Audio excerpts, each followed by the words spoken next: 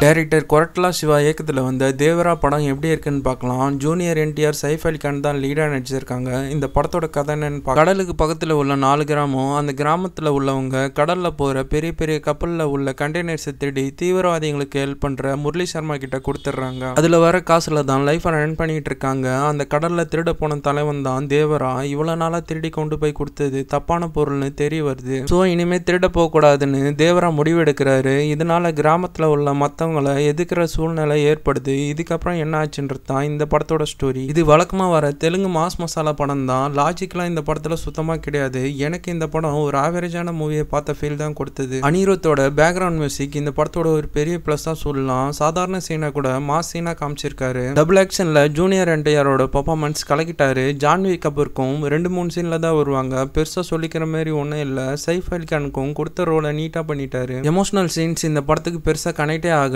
இதுக்கு பார்ட் 2 வேற வருது. ஸ்டோரி பார்க்குறப்போ எனக்கு அந்த அளவுக்கு பெருசாக இம்ப்ரெசிவாக இல்லை. ஆனால் அங்கங்கே வர ஃபைட் மாஸ் மூமெண்ட் நல்லாவே ஒர்க் ஆயிருக்கு. ஒரு ஆக்ஷன் மாஸ் மசாலா படமை விரும்பி பார்க்குறவங்களா இருந்தீங்கன்னா இந்த படத்தை ஒன் டைம் ட்ரை பண்ணலாம். படத்தோட டியூரேஷனும் 2.25 மணி நேரம். படத்தில் அடல் கண்டென்ட் இல்லை.